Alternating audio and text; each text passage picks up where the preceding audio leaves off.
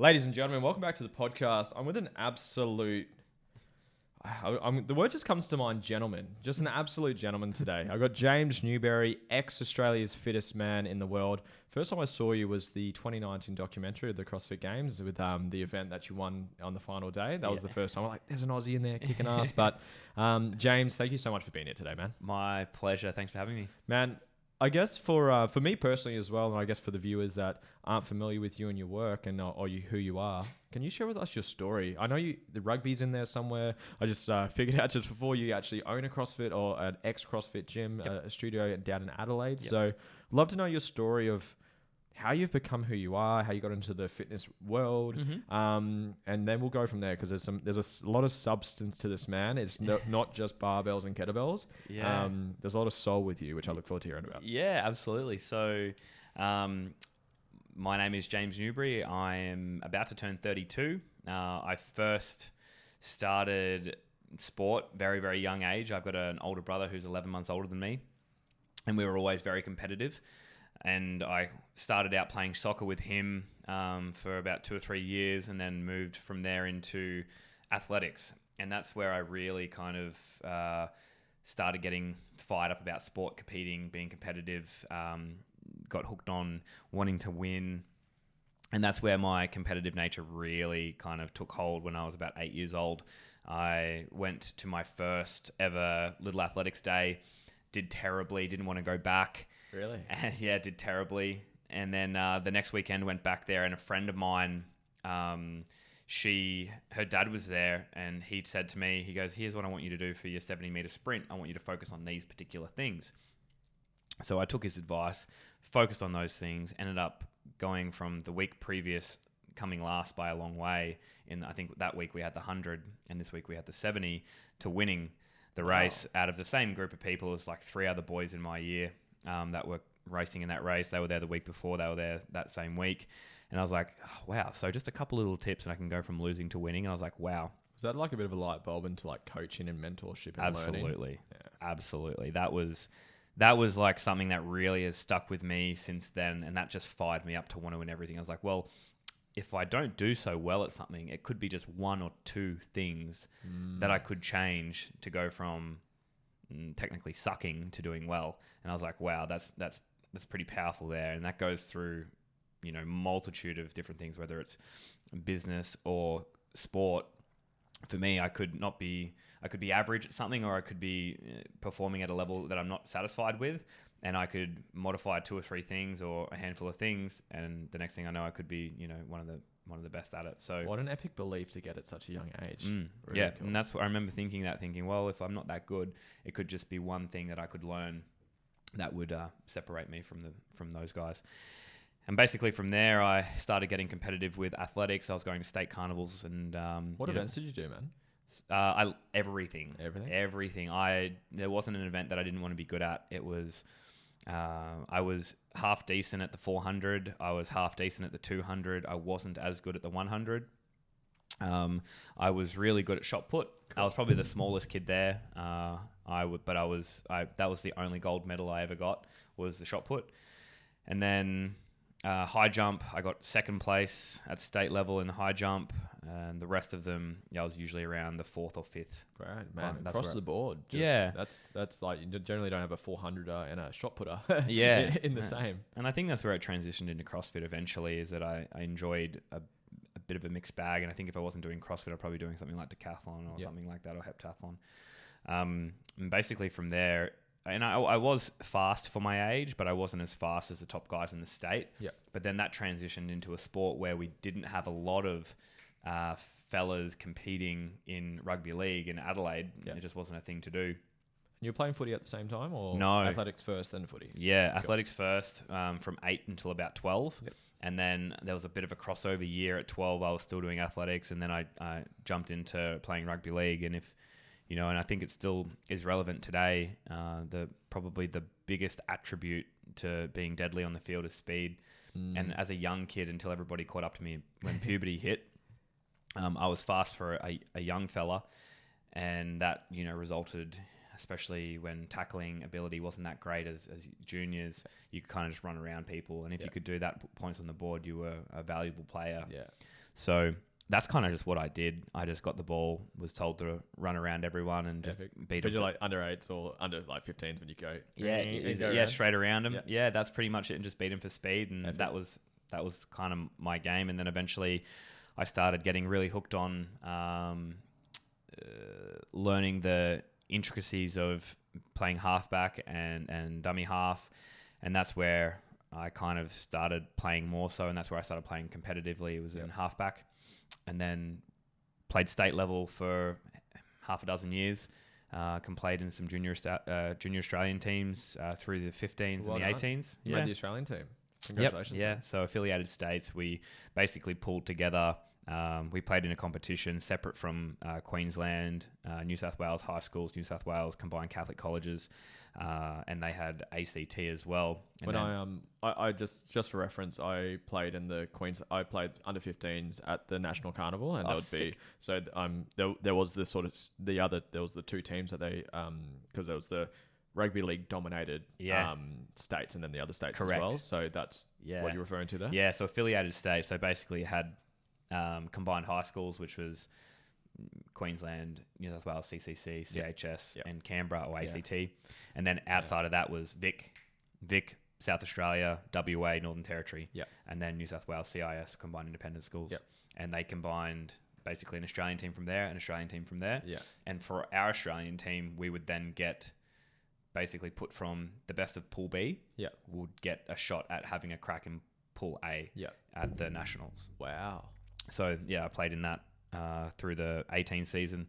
I qualified in that in the 15 season, but we never got a chance to have a run together. We got, gifted the jerseys and things, but we never got to have a run. From there, all I wanted to do was play rugby league, wanted to play professionally. That was kind of my jam. I dedicated the ins and outs of all my teenage years to doing that. And I came up, moved to Brisbane, played with the South Logan Magpies for a season, then went and played down in New South Wales for Wentworthville, and that's when I found CrossFit at age 20, 21. Cool. So once I jumped into CrossFit at 21, I was playing rugby league. We had a flawless season. We pretty much won every game, or we did win every game. But by the end of the season, I was so hooked on going to the CrossFit gym, and all I wanted to do was that. I just woke up one morning and said, oh, you know what? I'm not going to play rugby league anymore. I'm going to do CrossFit. I'm going to open a CrossFit gym, and I'm just going to do this and compete doing this. Was that big for you? Like that, it sounds so casually the way you say it, but was it a big decision? Like rugby league was a big part of your life for so long, and then to say, I'm doing something else. It was until I woke up that morning. Like I was fretting about not really being keen to play anymore. I was like, oh, I can't really give it up. I've devoted so much time to it. It's sort of like, it's that feeling that you get when you're just like, oh, I've persisted with this for so long, I can't just give it up. But if it's not making you happy anymore, and you see other opportunity elsewhere, I just woke up and said, you know what? I actually don't have to play. And I was like, whoa, yeah, that's right. You don't have to play if you don't want to. And so I just decided, look, I'm not going to play. I'm going to go do this other thing that's given me a bunch of fire in the belly to do. And I literally just made a decision on the spot, moved back to Adelaide a couple of weeks later after the season was finished. And then I went and got a job working out in the mines to save up enough money to open my own CrossFit gym. Man, you've always been driven. Has that always been a part of your psyche? You've always been like that? Well, yeah, I think so. I've always known what I wanted. I've always known that I wanted to work for myself. I'm always been quite self-motivated. I remember when I came back after competing at a state carnival for athletics, and I said to my dad, I was just like, oh, I think I placed 5th in a race that I think I got 5th in the 200 or 5th in the 400. And I was like, he's like, I don't know why those guys are so much faster than me. And he goes, oh, you just rock up to Sunday morning athletics and that's all you do, during the week. You do any extra training. I was like, training? Like, what's training? Okay. I didn't get it. I didn't understand. I thought you just, you rocked up on the Sunday and you got better just by going on Sunday. Okay. And Dad kind of said, no, like, going out and, hitting repeat efforts in the street for your 400 meters and things like that will assist you in doing better and better and better. And he goes, you're coming 5th at states without really doing any training apart from Sunday mornings. Imagine if you trained. And so I said to him, I said, well, when you get home of an afternoon after school and after you finish work, can you make me train? And can you give me some stuff to do? And he said, I can give you some stuff to do, but if you want to do it, you'll do it yourself and you'll self-motivate yourself to go out there and do it. He goes, I'm not going to push you or pressure you to go and train if you don't want to do it yourself. Wow. And so I was just like, oh, okay, cool. So I have to do it myself. So I literally just started doing this stuff myself. And that's what really, when I started doing that is when I started getting better and better and better at things. And that's when I started actually getting medals. That's where I, got my dad set up a fishing rod in the backyard that was hung off the pergola that I could like wind up every time I could jump high enough to touch it. I could wind it up a little bit higher. That's cool. That's epic. And that's what got me good at high jump. And then my uncle got me some shot puts to play with, and they got me some larger shot puts, like the older lad shot puts. So I was throwing like, I think a 6 or a 7 kilo instead of the 5 kilo, just so I could practice with something a bit heavier. So that's when I started delving into, okay, how can I test myself a bit more to get better at this stuff? And then it translated into medals, and I like getting medals. Yeah. So it was a tangible thing that I could collect, and I liked collecting trophies and medals as a kid. So that's where the training kind of started getting ramped up, and I fell in love with the training and the process of training. It's like, well, if I dedicate time and energy into this, then it'll result in getting these medals and, I guess recognition. And, I feel good about myself when I do well. And I wasn't a sore loser at all, ever. Like if someone beats me fair and square, then yeah, I'm stoked for them. But it also made me fire up and be like, oh, well, I can do better. Awesome. So basically that transitioned into CrossFit. And then when I walked into the CrossFit gym for the first time it was January 22nd, 2011, I said to the guy who was there running the gym, Mick Shaw, I said, I just moved to Sydney here to play football. I'm working at the airport 5 a.m. till 11 a.m., basically washing cars. I don't have any money for a gym membership, but I'm happy to clean. Yeah. So I was mopping the floors after midday class, and I was cleaning the toilets once a week. That was like my gig. And I said, if I do that, can I jump into class whenever? And he goes, yeah, absolutely. So he gave me basically a free membership at the gym. I adapted fairly quickly. I enjoyed running already. I enjoyed lifting weights. I enjoyed doing pull-ups and things like that. And then I just basically transitioned to learning how to do kipping pull-ups and learning how to snatch and clean and jerk and learning how to swing a kettlebell and do Turkish get-ups and all that jazz. So I adapted fairly quickly in that respect, but then I realized that you could compete, and then you put a time up on the board, and I was like, what's the time for?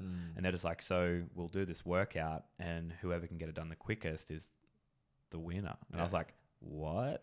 It's got funner. This just got way more fun. And I was just like, so we race to get this work done? And he was like, yeah. And I was like, I'm in. That is so me. Yes, absolutely. So you didn't realize that when you've done it, because you'd done CrossFit for a couple of years at that time, right? Or never had. I just walked into the gym. Someone said I should go visit a CrossFit gym and just test it out. Okay. So that was at 21. I did a CrossFit workout when I was 19. Did one CrossFit workout, and that was the only one I'd ever done, and that was the 300. Yeah. From memory, I remember doing that workout in a Globo gym. I believe it was a Genesis. Yeah. A personal trainer said to me at the time, hey, there's this workout that all the cast of 300 do twice a week to get jacked and shredded for this movie. And I was like, yeah, cool. I was like, what is it? And he goes, yeah, it's a race. It's like the Gerard Butler or whoever it was who was the lead used to do this, and he was doing it in like 11 or 12 minutes. And I was like, okay, cool. And he goes, I think you should try and go quicker. And it flogged me. I think I did it 14 minutes and 40 seconds, 14 minutes, 44 seconds, something like that. And it was like the 25 pull-ups, 50 box jumps, 50 deadlifts, 50 sweepers, 50 dumbbell snatches, to finish a 25 pull-ups, something like that. And after it, I was hurting walking home from the gym. I was like in the hurt locker for about 45 minutes. I was like, what have I just done? I've never lifted weights to that intensity before. I'd lifted weights and pretty harshly, like with 20 RM, we would do 20 RM back squats for me and my mates would be like, oh, who can lift, the heaviest 20 RM, and we would just do that kind of just for fun, shits and gigs, because we enjoyed training, we enjoyed running, we enjoyed being good at our sport. And we used to surf a lot, and we grew up doing nippers and things like that too. So we enjoyed the fun and the endorphin rush that training gave us, and we enjoyed training hard and lifting heavy even through our teens. But never had we done 20 deadlifts, then 20 pull-ups, and then 400-meter run, and then 20 box jumps, and then do that 4 times as fast as you can. It's never been a thing. We never saw that as like a training modality or a style. So when I did this 300 workout, I was like a little bit, taken back in how much I was hurting after it. I was like, whoa. Anyway, I kind of did that, left it by the wayside. I didn't really realize it was CrossFit, or it was a CrossFit workout. I just had heard it was a 300. Okay. So then when I went to the gym in 2011, I realized there was a correlation here, and I realized that it was the same stuff. Yeah. And because I felt the same way after the first workout, I was like, oh, this is like that workout I did a couple of years ago. And I was like, wow, okay, cool.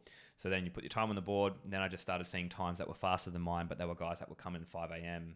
and do the 5 a.m. or 6 a.m. class. And I was just like, I'm going to come with them. Who's that? Who's Nathan? Who's Reese? Who's Tim?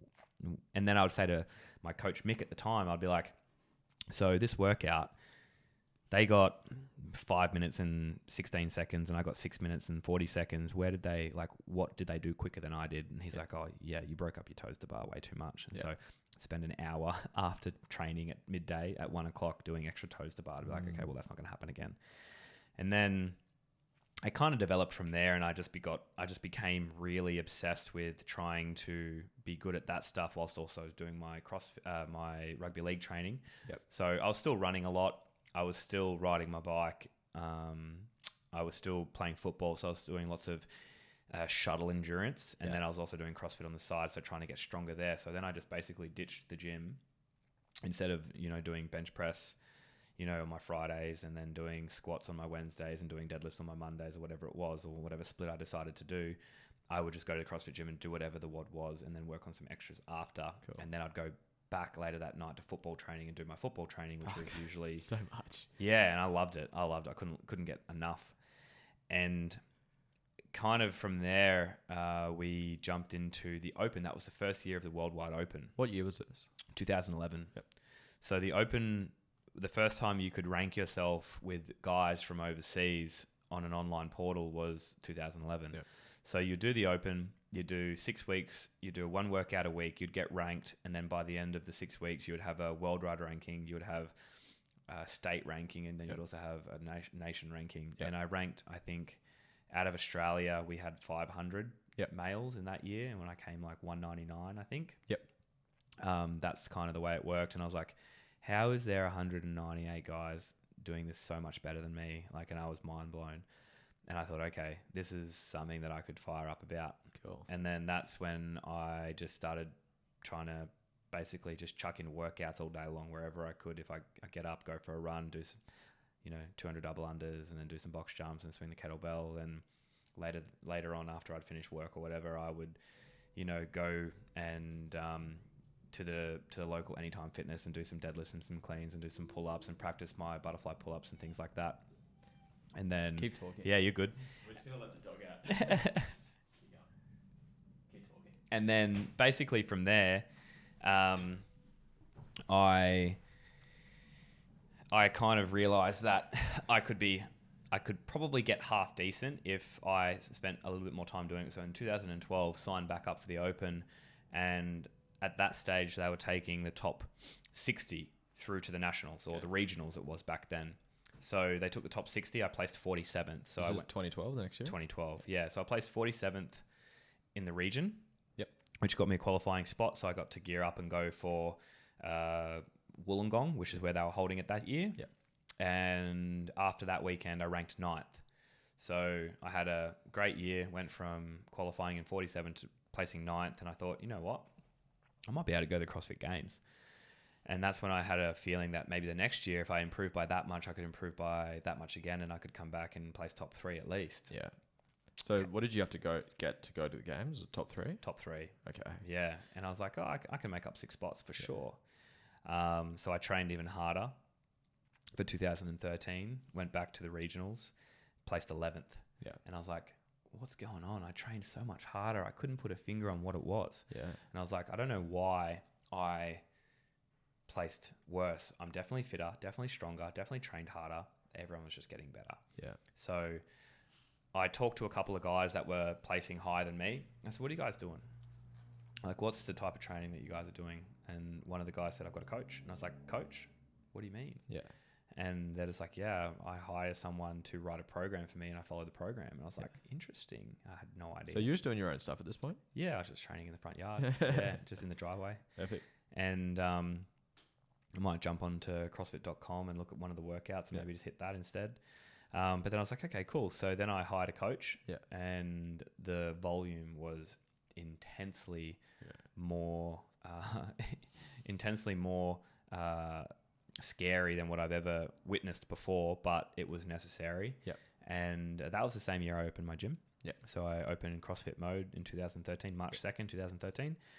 And later that year, I hired the coach. I got on board with the program. I started doing the training religiously, just making sure that it was a priority every day to get my training done, coach the classes. I was basically running the gym full time. So I was taking morning and night classes. I was doing, the cleaning and the accounting and doing all that type of stuff. So I was running it end to end and then trying to train in the middle of the day. Busy man. I was loving it, having a blast. And this is at 22, 23. So I was just frothing. I was just living life, man. Yeah.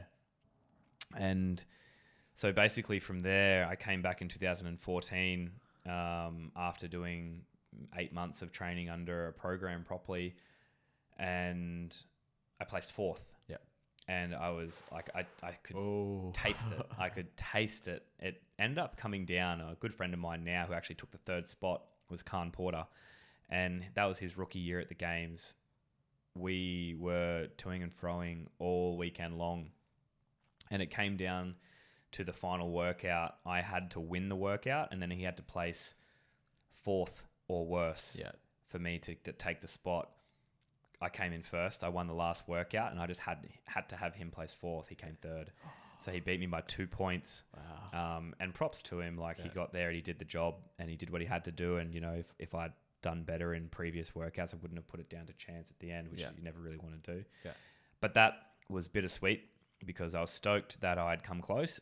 This is 2014, right? Yes. So 2014, I could taste the games, but didn't get to compete. And then I also was a bit bummed, obviously, that I hadn't made it, but I was stoked that what I had done had gone so much further to making me feel so fit and ready to go. Yeah. So I knew, I was like, okay, cool. Well, this is all I have to do. I have to follow the program, not miss any workouts, go out there and hurt real bad, and I will get what I want. So went back, started training. I did a couple of competitions in the off season. Yeah. And then in the off season, I took a fall and landed on my knee pretty bad. And I tore my patella. And so that inhibited me from doing some squats for a period of time because it was crazy. So I had a 24 mil vertical tear right in the center of my patella underneath. Yeah. So the bottom part near my tuberosity. And I couldn't really squat. So I was doing a bunch of rehab stuff to try and heal it without getting surgery. And at the same time, when I fell, in a different competition, I broke my wrist too. So I had my knee going on and I had a broken wrist. And then it was just like, I was still training. I was training every day, but I was just I had to basically work around these injuries. And I came through to the 2015 season feeling fit, like cardiovascularly feeling extremely fit. And I was like, yeah, I can still do this. Like I can still go for it. I still feel good. Got there and placed 13th. I got to regionals, placed 13th. And I was like, holy. And I was really bummed. Basically, my legs just weren't endurant enough. Like the squat, you just had to squat. If you wanted to be good, when squatting came into play and you had to do 30 overhead squats at 60 kilos at that point in time, they just couldn't recover. They just got put so badly in the hurt locker that they just couldn't recover. And then the next day I woke up and barely walk down a set of stairs just from a minimal amount of squats, but I just hadn't touched them for the better part of 12 months. Yeah. So that was a learning experience. It's like, okay, well, if you aren't able to do the bare minimum across the board in particular movements, you're going to find this very difficult. So that was a learning experience, and it sucked and it hurt. And I was like, oh, far out. Am I ever going to qualify? And at that point, you know, I missed out in 2012, 13, 14, 15. And I was like, this has been a long journey.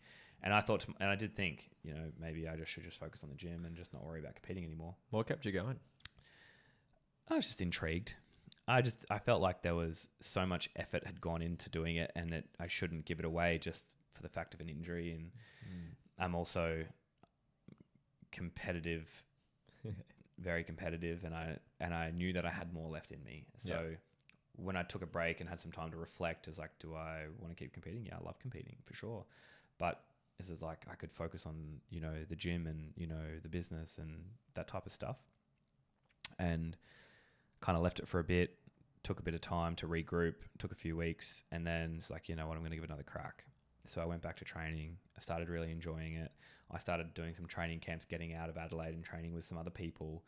And during that period of time, the training was more intense. It was more volume. I was getting stronger. I was getting fitter. I was feeling confident. I'd been at regionals so many times before that I knew what to expect. I knew what it felt like. I knew what it smelt like. I knew what the temperature was. I knew what the ins and outs of it. I already knew. Like, I was at that point in time household name. So I knew what I was doing when I was going there, although I hadn't qualified yet. So in 2016, I went back to the regionals and I came second. Yeah, right. So I was stoked. I qualified for the CrossFit Games for the first time. How old were you? 2016, right? In 2016, I would have been 25. Yep. At that point in time. And I was so confident leading into 2016 that I was going to qualify. I felt like at the start of the weekend, I already knew I was going to qualify. That's what it felt like. I felt this underlying sensation that was like, yeah, you got this. And it was a weird feeling.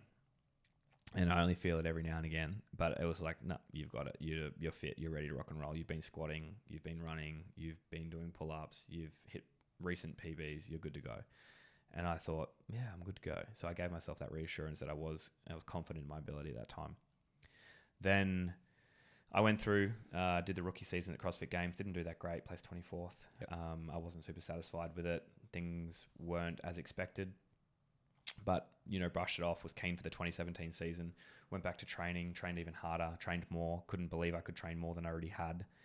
And what did you take away from the first games? So 2016, rookie season at the games, 24th. And for people listening, it's kind of like the pinnacle of the CrossFit, right? You want to get there. It's the best in the world, around the world, and you're competing for the title. Yeah. So to come 24th in the world is still not a bad achievement, right? Yeah, yeah, exactly. And you know, in hindsight, looking back at it, it's like, yeah, well, you like 24 in the world. It's good. It's really good. But when you set yourself, you know, the goal of either being number one or even a top 10, you look at 24, like I was at the back end of the pack out of the 40. I was, you know, backside, like the bottom 50%. And you're just like, that doesn't sit well with me. I can't have 23 people better.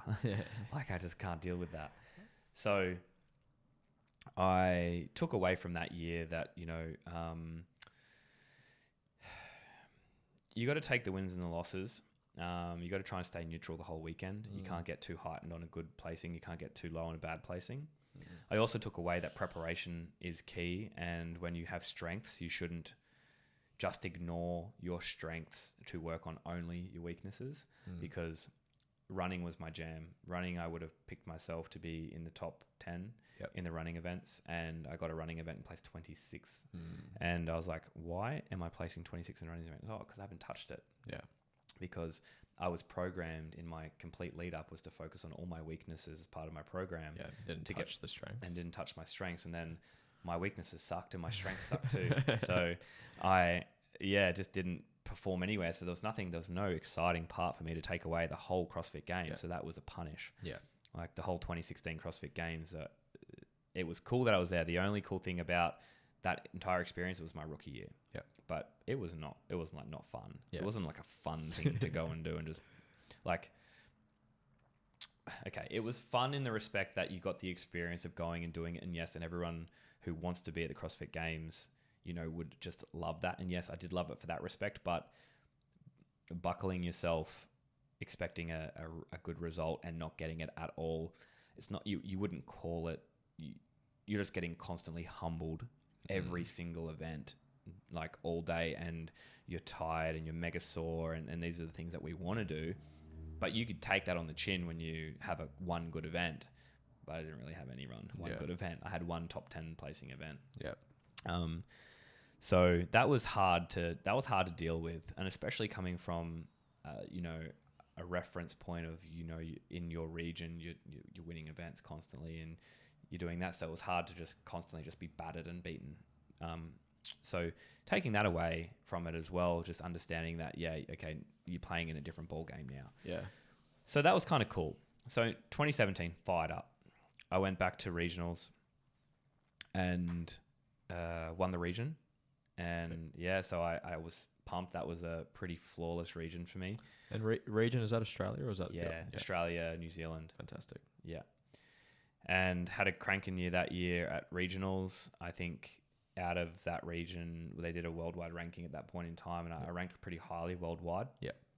And what was the shift between that from where you've come from 13th in 2015 to second, but to first, but like there's been a shift somewhere. Like obviously physically, you said the volumes increased, but even a little bit mentally for you, because you've got that substance to you, that presence of you, the calmness of you, which not obviously you can expect what people are like from what you see on a documentary, but you've just got such a soul and presence about you. So what was going on mentally between a 13th to a first? It was consistency. The biggest thing was being consistent with training. It got to the point where I would not let anything interrupt my training schedule. That was it. It was just dedication to the cause, dedication to the training, and just, waking up with the sole intention every day that training is my priority. Training is the preference. Fueling around that training is the priority. Making sure I get enough rest and recovery, that's a priority. Yep. And just nothing got in the way of that. And that was what was the big determining factor. Is I was a consistent trainer. I was a consistent eater. I was consistent with everything that, basically went towards being a competitive athlete. So, and it was the years previous as well, the building of the ability to handle the volume. So the volume that I did in 2017, I wouldn't have been able to do if I hadn't trained through 14, 15, 16. Yeah. Those years of training allowed me to be resilient enough to handle the volume without breaking in 2017 and 18 and 19. Yeah. So they all kind of compile, but the consistency builds on that. So I guess you could say 2017 was an accumulation of those years previous, not just that 1 year of training. That's awesome. And that... So, keep going with that. So you're first in the region, first in Australia, New Zealand. Yep. And then how'd you go? And then I went to the CrossFit Games and came 26. Okay. So I got worse, all right. technically on the leaderboard. But in saying that, I was way fitter, I was way stronger, I was more well prepared, I was more well rounded. It's just that everybody else was getting better. It's the same situation back in 2013 at regionals. I was like, okay, cool. I'm here to play. I'm here to compete. I'm ready to go. How do you take a loss, man? How do you take it? You just you take it so well, and I guess to look under the hood a little bit more with you, it's like, what goes through your mind? Like you could say whether it's just one event or the end of the weekend, you're 26, you've gone backwards from from a placing, but like, what goes through your mind? You're like, oh fuck that! Oh my god! I thought I was better. Like, how do you take it in such a balanced way? Well, now it looks like I'm taking it a balanced way, but I can tell you right now, back then I didn't take it in a balanced way. After the 2017 CrossFit Games, I was off it. Okay. I didn't want to compete anymore. I was done. I was like, nah. I said, I've just dedicated so many years to doing this, and I still get flogged and just not have a good time. Yeah, I don't want to do it anymore. And I took 5 months off training after that. Didn't train once for the better part of 5 months. I think I did maybe a handful of sessions. Yeah, I didn't want to do it. I was depressed about training, I guess you'd call it, once. But I also needed a change, and the change that I needed is I needed to just change coaches. So I'd been working with my coach since 2013. I needed a change. I needed to spice things up. I needed to look at a different program.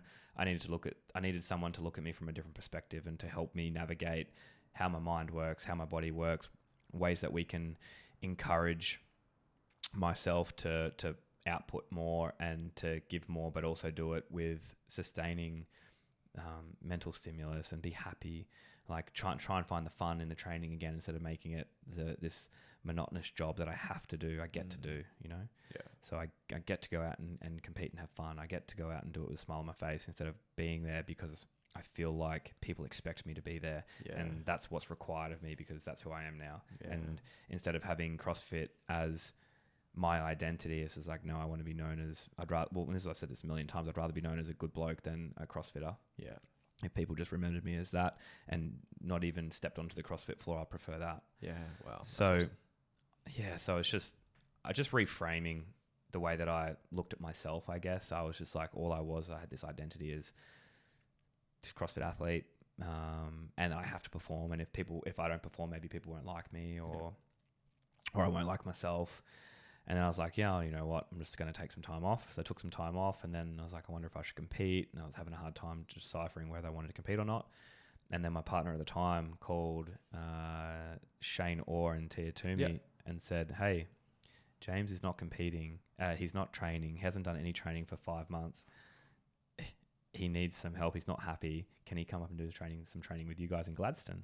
And I met Tia at the Invitational during that off-season period where I didn't train. Yep. I kind of just rocked up and had a plug and ended up competing. And that was the year that I was supposed to be coaching the team. I was supposed to be coaching the Invitational team, which was basically an accumulation of the top 2 females, top 2 males from our region at the games against the US, against Europe, and against US, Canada, Europe, and Australia. They basically took their top 2 placing males and females, and then they put them into this off-season face-off, which goes for about 3 hours in a different area of the world. Yeah. So I was supposed to be coaching that team that year. One of the guys who ranked high for the Aussies ended up getting done for drugs. Yeah. So they said, hey, can you coach and compete? And I was like, yeah. I said, but I have not done any training. And they were just like, okay, cool. Let's chuck you in the mix. And we ended up having a blast in Toronto and we had a really good time. And that kind of fired me up for 2 weeks. And then I got home and I thought this will be the thing that I needed to get me back into training. Yeah. I had such a blast in Toronto. Let's go from there. And basically from there, I got home, didn't train.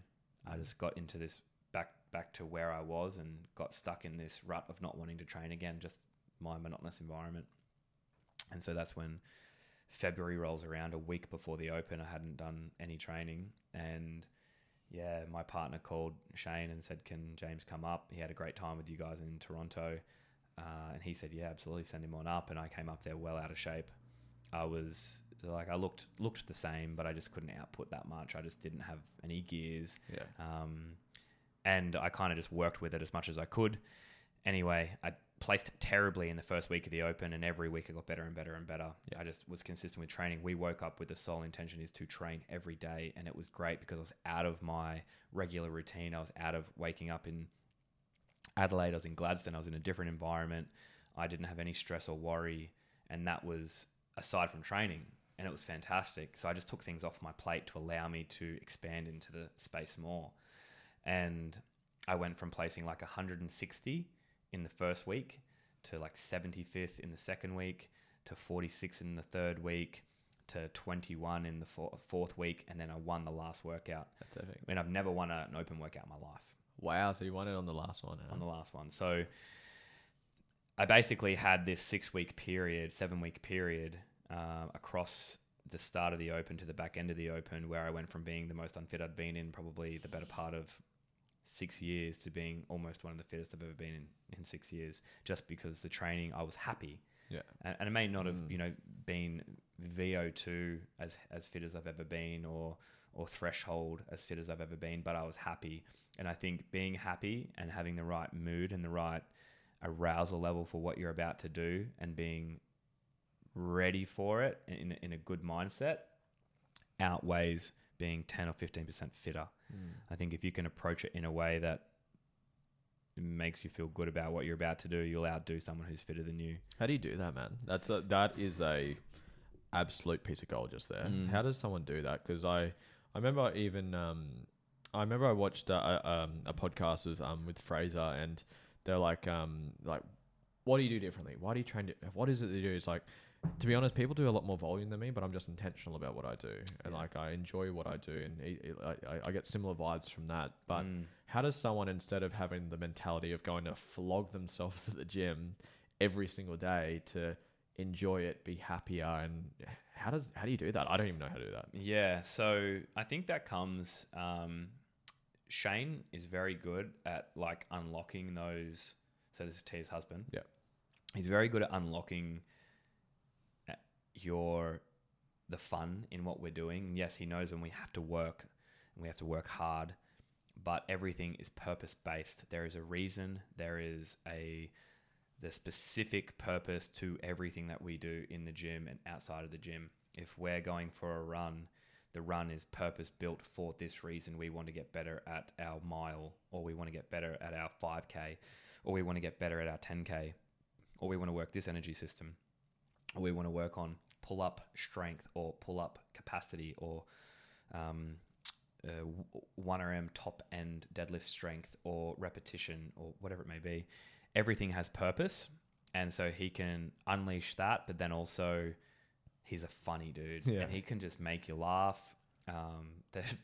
I still drive in my car to this day, think about some of the stuff that he would say or do or sing whilst we're training or working out that makes me laugh by myself in my car. That's awesome. So he just knew how to get the most out of you without fear. Like, we would be trashed and we'd be buckled physically, but we'd be pumped to get after it a lot of the time. We were always hanging out for rest day, don't get me wrong. We'd do 3 days on, and then by the third night of training, we were just like, Tia and I would look at each other like, one more session till rest day, one more rep until rest day, so it was about trying to surround yourself, like, so going back to that arousal level, how do you make sure you're happy to compete, happy to train, get in that right mindset to unleash your best?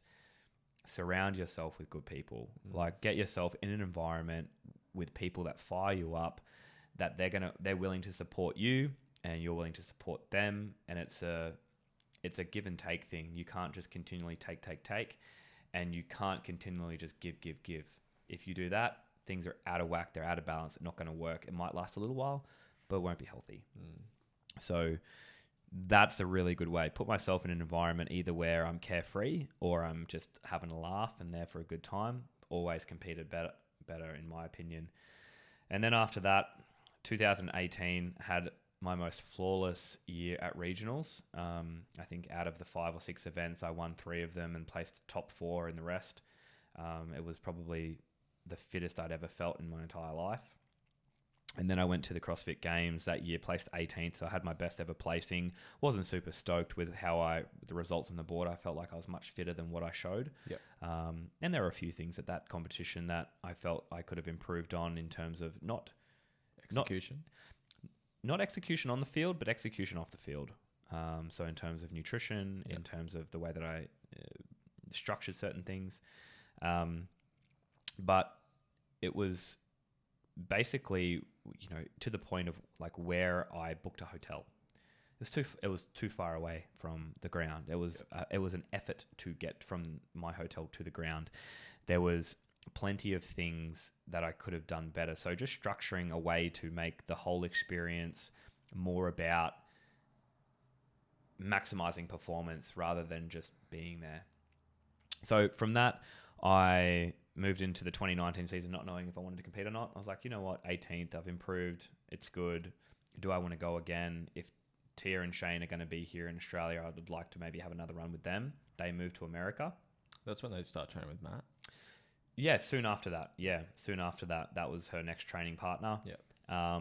I decided to get a coach because that's when we transitioned from regionals to sanction events. Yep. And that's when sanction events were sporadic throughout the year. Yep. So Shane would be preparing Tia for an event that would not coincide with my event. Yep. So he would have to run a different program and therefore his attention is skewed. Yeah.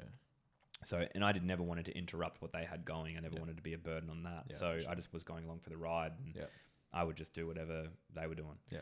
So I contacted Michelle Laton from Decacomp, who ran a program out of Montreal. Yeah. And I said, would you be interested in programming for me? And she said, yeah. So I did her programming. I kind of just rolled with it. It was different. I was excited about it. Felt good. Went into a Australian Championship Sanctional. Ended up winning that. Had a blast. And then I went over and did another comp in South Africa 2 weeks later. Ended up coming third there. So I qualified again. So I qualified twice as an individual for the games that year. And then a couple of months later, I got asked to jump in a team just for fun, a team for another sanctioned event that was on in Australia. We ended up winning that sanctioned event. So I ended up qualifying as a team that year as well. So I had a pick. I could go as Indy, I could go as team to the games if I wanted to.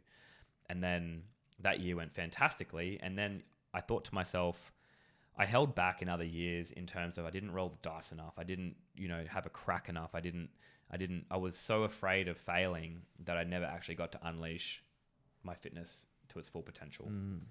So instead of being hesitant, I was like, you know what, fuck it. I've been here already 3 times. I'm not satisfied with any of those 3 times. So if I do terribly this time, who cares? I've already done terribly. I can't do more terribly. It's all terrible. Yeah. So I figured, you know what? I'm gonna have a crack. I'm just gonna roll the dice. I'm gonna just chuck it all out there. And if I do well, great. And if I don't, doesn't matter. Ended up having a sick year. Had a great year. Everything I kind of touched kind of turned to gold. Every event I went in like fierce and fired up to have a crack, and got aggressive towards every event, and ended up making it through all the cuts up until the final cut of the top 10. Made the top 10 sitting in 6th. Ended up finishing the weekend in 5th overall. But everything I kind of just touched that season was at the games. I wanted to go back and just enjoy some part of the games, because all my other years I'd enjoyed very minimal, 10% or less. Yeah. And all that year I just wanted to enjoy more than 50% of the time. If I got 5 out of 11 events, or 5 out of 12 events, or 6 out of 12 events where I did, I hit my expectations of myself or exceeded them, I would have been stoked. And the other ones, doesn't matter. It doesn't matter at all. I just want to do 50% of the time. I want to do better. And then I went in, and 98% of that entire competition I loved. There was like the final event, which I was just completely trashed, and I couldn't output anything. Yeah. I was just like, I was. You sent it the one before, didn't you? I was in a daze. Yeah, I was in a daze, but it was cool. It was well worthwhile. Looking back on it, it was well worth it. And, I enjoyed 98% of that. And then after the 2019 games, once I placed 5th, I took all this pressure off my shoulders to be back there. Yeah. And I tried to go back a couple of times, but the fire wasn't really there. I was just doing it because I enjoyed competing, but I also had other focuses too. Like I love business just as much as I do competing and things like that. But I just love training. And if I was training, then I'll just jump in and do the open. And if I qualified, cool. And if I didn't, then cool. Yeah. But then, I ended up taking some time off and, doing some things I enjoyed. Like I love renovating. So I did some renovations to my gym, and I surfed a lot, and ended up going back to the 2021 regionals, I guess it was sanctioned event, and I trained for 6 weeks pretty seriously for 6 weeks. 6 weeks only. I was training like maybe once a day up until then, and 6 weeks out I started going to double days again. Yeah. Ended up coming 4th. So I got a wild card spot to the last chance qualifier, and I trained hard for that. I trained really hard. I went to Nashville for 2 months and trained with Tia and Shane to get ready for this qualifier. It was 6 weeks, and I trained so hard for that, and I placed 10th. And I was like, oh, that hurts. Yeah. So I just trained my ass off, and just couldn't come up with the goods. Maybe overtrained, maybe a little bit, probably overtrained, because I wasn't really conditioned for that type of volume. So that's what you can do to yourself if you try and bounce past a consistency level. So if you're not, like I spoke about before, I trained 13, 14, 15, 416 and 417. Yeah. And then I took a lot of time off through 2020 and dabbled in a bunch of other sports that didn't really build me up to handle the volume of 2021. So then I jumped into hardcore volume, and I kind of just felt like I was a bit cooked. And that's fine. Like, that was a good way to test it out and be like, okay, well, that's what happens to the body when you haven't built that base of stable foundation support. You can't just go from training an hour a day to then double days, then straight into long double days in the span of 6 months. Like, it doesn't, the body can't adapt that well. It takes you probably 18 months to 2 years to build into that again. If I wanted to go back, like, I have no doubt, if I had the fire in the belly right now at about to turn 32, over the course of the next 2 years, I could probably build up to hitting all those types of numbers that I was doing before. But you need the fire to do it. You need the time to do it too. Yeah. So, and then after that, I kind of just wanted to, plug around with things that just fired me up. Like, I just enjoyed getting out, and by no means am I a good triathlete at all, but I just liked getting out and having a crack at some Ironmans and things like that just for fun. Picking up some odd objects and doing some strongman, and, throwing my hat in the ring for a powerlifting comp, just, bucket list items. Yeah. And yeah, I just kind of just did those things just for fun, and I didn't really specifically train for them. If, something popped up and I had 3 weeks to prepare or 2 weeks to prepare or a week to prepare, I'll just do them. And the CrossFit Foundation gave me the base that I knew that I could get through all these things, but, I was never going to win anything, but I was going to get through them and have a good time. And some of them I got close to winning, but they were just for fun and things that, like, now it's just creating memories. Yeah. Like, I just want to create some cool memories and have a crack and do it with a bunch of people I enjoy hanging out with. Man, what a story. What a fucking journey, man. That's phenomenal. Yeah, thanks. I guess with the bit of time we got left, I'd love to know, what are you doing now? So you're working on something, you're doing a lot of things right now. Yeah. You're I guess you're going into you're starting a supplement business. It's launching this week if everything goes to plan. Yeah. I guess I'd like to know your fundamental beliefs around nutrition. Sure. So beliefs, and then what you do, like, on a daily, weekly basis. Sure. So people that are listening to can get, I guess, nutrition a bit sharpened up a little bit more. Sure. So I went completely plant-based 3 years ago, a bit over 3 years ago now. I just kind of got to the point where I just, in my mind, I decided that, I do love animals, and if I loved animals, then I wouldn't want to be putting, money in the pockets of people that were causing any suffering or pain. So I decided, you know what, I'm just going to do it. And I kind of went cold turkey at that point in time. One night, just driving in the car, I just pulled up next to a truck that had a bunch of sheep crammed into it, and I just thought, oh man, I didn't want to look because it made me depressed. Yeah. It made me sad looking at them all crammed in there. And I thought, oh, you know what? If I'm taking the time, or I'm being purposely wanting to force myself not to look, there's obviously an issue here for me. There's a sign there. There's a sign there, and I just took that as a sign. Just went to the shop, bought some tofu, some tempeh, some beans and lentils, and I was good to go. And I never looked back really since that point. Have you noticed a difference performance-wise? No better, no worse. Yeah. I feel exactly the same weight. I'm the same strength. I've hit PRs since then, but I've hit PRs in strength, and I've hit PRs in aerobic ability. Yeah. But that middle ground where you just need to train that threshold, that functional threshold power, like that 50 cal assault bike or 60 cal assault bike, those things, if they're not trained, they're going to decrease in ability. Yeah. But since then, I did a powerlifting comp at the back end of 2021 after 2.5 years of being vegan. And like, I PR'd my back squat, I PR'd my bench press, and I equal PR'd my deadlift. Awesome. So I didn't lose any strength. I haven't lost any weight. I'm still 86 kilos, 87 kilos. That's what I competed at for my whole career. I feel fantastic every day. So nothing is decreased. The only thing that's decreased is probably the specific training that I used to do. I used to train 3 hours of a morning, 2 hours of an evening most days. Shit. And now I train, maybe I get up and I run in the morning for an hour. Yeah. And then in the afternoon, if I can slip in a strength session for 75 minutes, I'll do that. But that's actually a lot at the moment for me. I started doing double days again as of September 1st, but between since 2021 and now, I've just kind of just been training a day, missing a day, training a day, missing a day. But my strength has not seemed to deteriorate. It kind of just hangs around, and if there's a crowd there, I pull a little bit better. If there's not a crowd there, I pull a little bit less. Yeah. So in terms of performance, I feel the same. I feel like the progression would have been the same. I feel like I still would have hit those PRs in the 2021 powerlifting comp that I would have if I was still eating omnivorous as well. Yeah.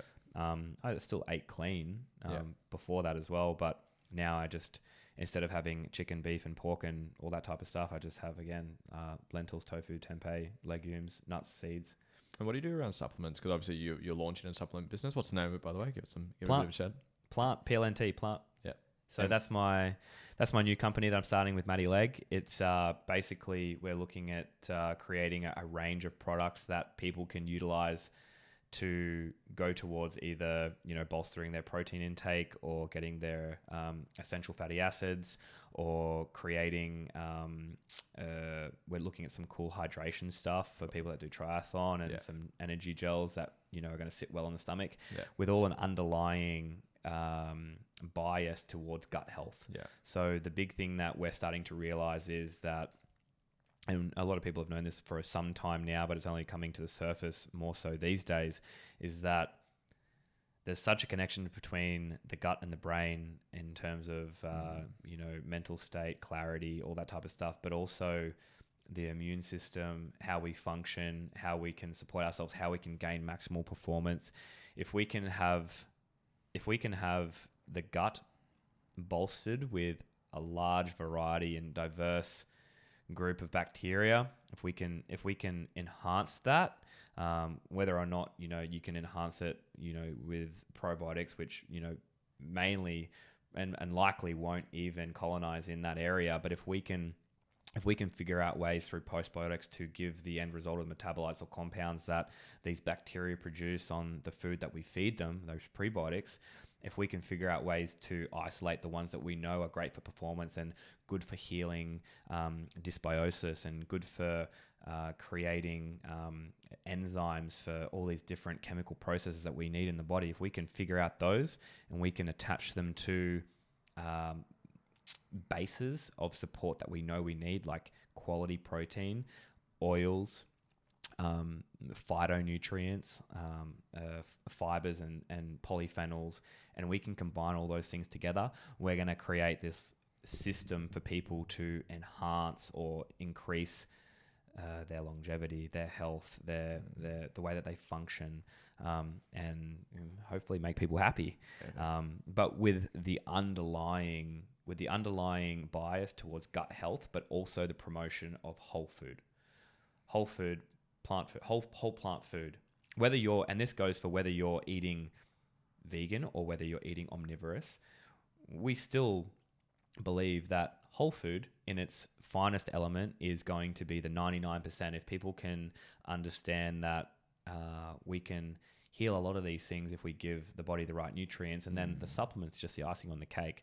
They're just filling in the gaps. If you want to get extraordinary results in performance, you may need to give yourself some extraordinary fuel in the diet to help you out. So, and at the end of the day, everything that we're creating is food blended up and packaged neatly and tightly for you to consume. It's not nothing synthetic, nothing's unnatural. It's all just food that we've collected from different areas that we know provide this cool health benefit, and we've just put it in something that's easy and convenient because it's our day and age, right? Man, I look forward to seeing it roll out. Man, I would love to keep going, but we are at. Oh, we can go again next time. Man, I'd love to go again. I guess what's next for you in a short version? What's next? You're working on the business. The launch is happening this weekend. Obviously, you're keeping up to date with your training. You're obviously popping around, checking out Fittest studios on the Gold Coast. You're on the Gold Coast now. Yeah, I'm on the Gold Coast, living down in Broady there. And mate, there's so much on in the next few months. I've got a strongman comp in Melbourne, Victoria's Strongest, which I'm going to have a crack at. So I have to lose some weight. So for the first time in so many years, I got to lose some weight for a competition. Never had to do that before. So going to go under 80. So I got to get skinny. And then the next day after that, I'm running an Ironman. So I'm doing Ironman triathlon. So that'll be in the same weekend. So that's going to be a cool thing to do. Combo. Yeah, cool end of the spectrum combo. And then 2 weeks after that, I'm doing a full distance Ironman in Perth. And then after that, who knows? I've got plenty of stuff on the cards, but yeah, I'll probably just dabble in a bit of CrossFit, bit of Ironman, bit of strongman, see what happens, and then just have a good time, create some more memories. Man, you're an absolute gentleman. If you could leave one message to the world, we'll finish on this. What would your message be to the world? Look, I think for me, over the years of competing, I think if you can focus on just, and this goes as small as even just, I've just moved up to the Gold Coast. I don't have my car yet. Yep. And the cars that I have borrowed, thankfully for the people that have lent me their cars to get around in since I've been here, I try and leave them in better condition or cleaner than what I was given them. And if people could use that as a bit of a thing to think about, if you're walking down the street and you see a bit of rubbish on the ground, instead of stepping over it, pick it up. If we can leave the place better than what we found it, I think that goes a long way. It might be a small thing, and I think people overlook the small things. And, the thing that I do doesn't count because it's just me. Yeah.